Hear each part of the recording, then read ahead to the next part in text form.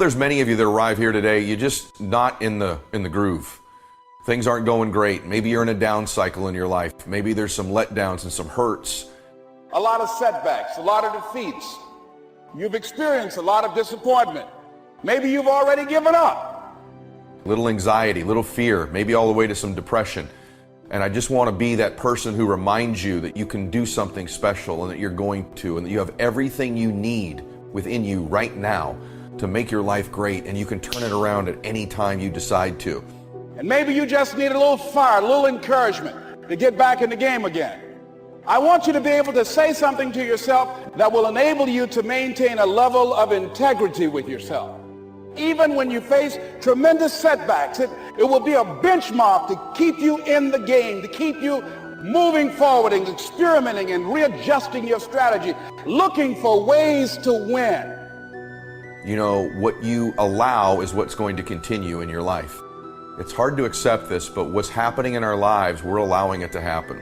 And to some extent, we almost believe we deserve it because we produce in our life what we really believe we're worth, what we really believe we deserve.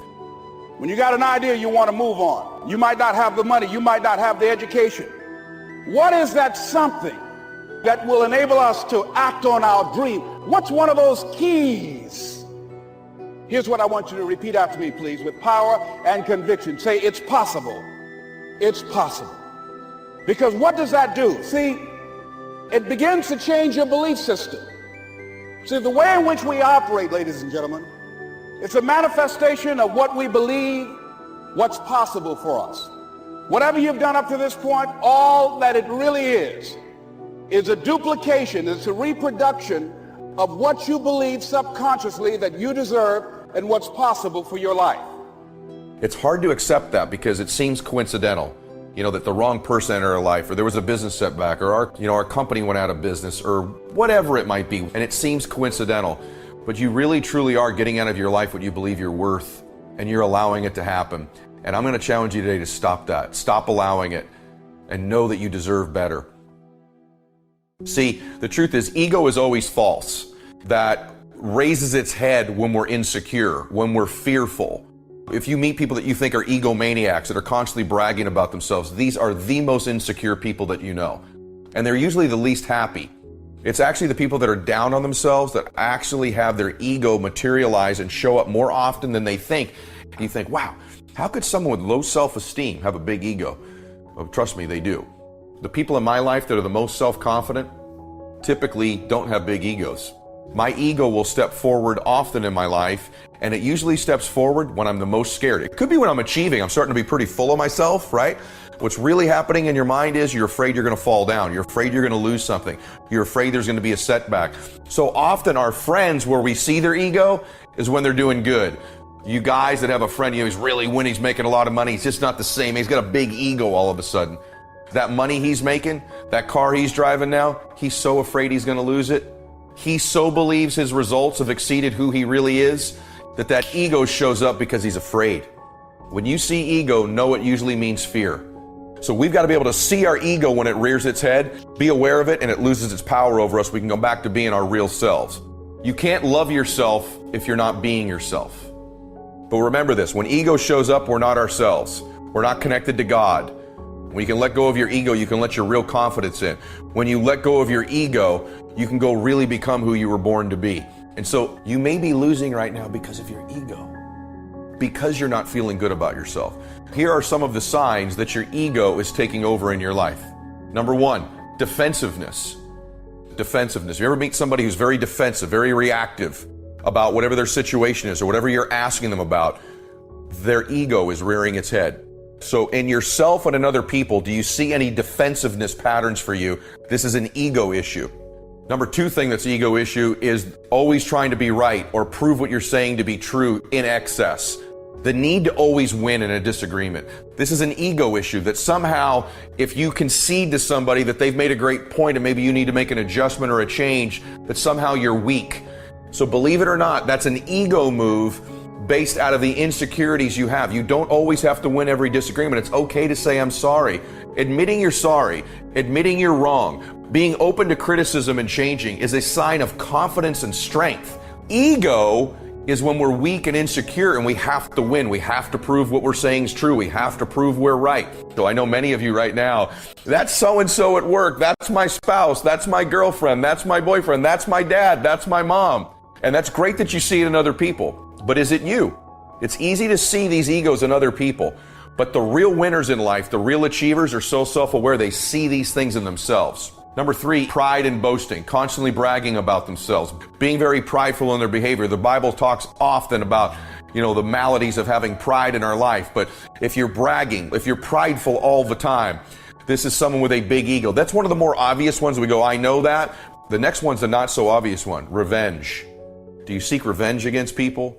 Do you know people who are constantly getting back at somebody? Revenge is ego every single time. Next, possessiveness.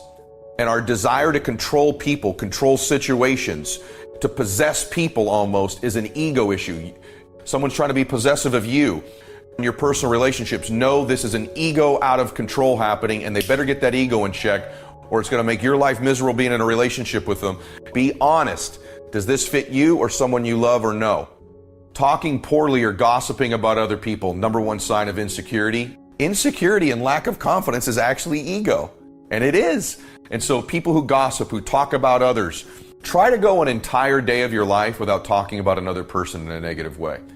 Just try to not talk about another person to other people for an entire day.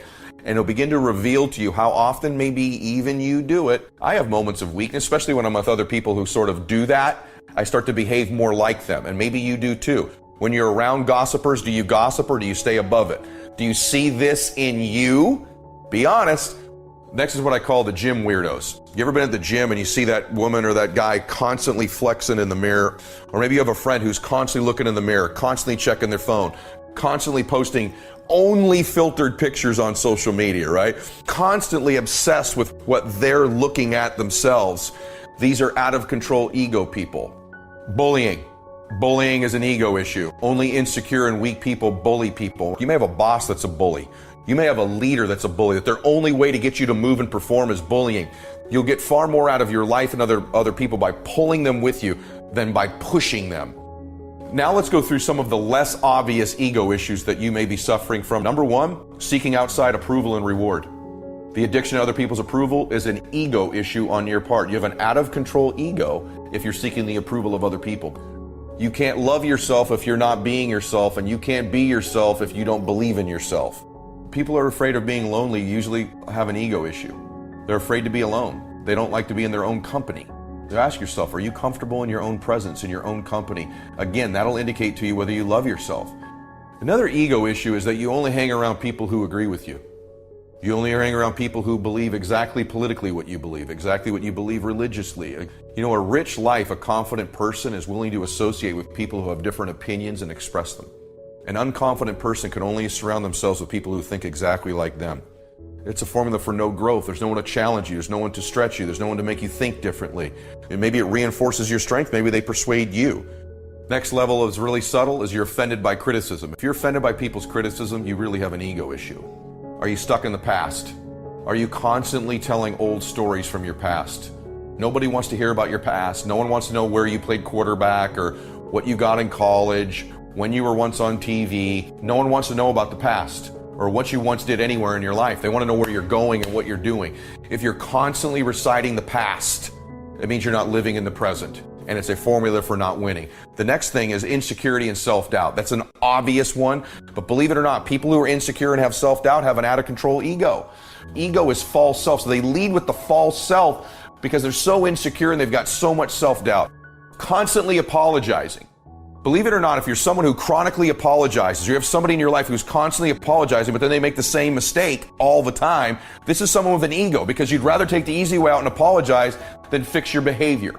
You keep apologizing for the same thing over and over again. Stop doing it. You don't need to apologize. The biggie, worrying about what everybody thinks about you. What do you mean? If I had a big ego, I wouldn't care what everybody thought. No, exactly the opposite. People with out of control egos are so insecure, they're constantly obsessed with what people think about them. People with no ego love themselves. People with the smallest ego are connected to God and they love themselves because they know they come from God, in my opinion. You don't need the approval of other people because you've got God's approval And once you have that, you don't need other people's approval. These are all ego issues that impact our lives. Wouldn't the ultimate version of you not brag, not tell stories about the past, not worry about what other people thought about you, take criticism very well? The ultimate version of you would have none of those things, wouldn't he or she? And that would be the removal of your ego, removal of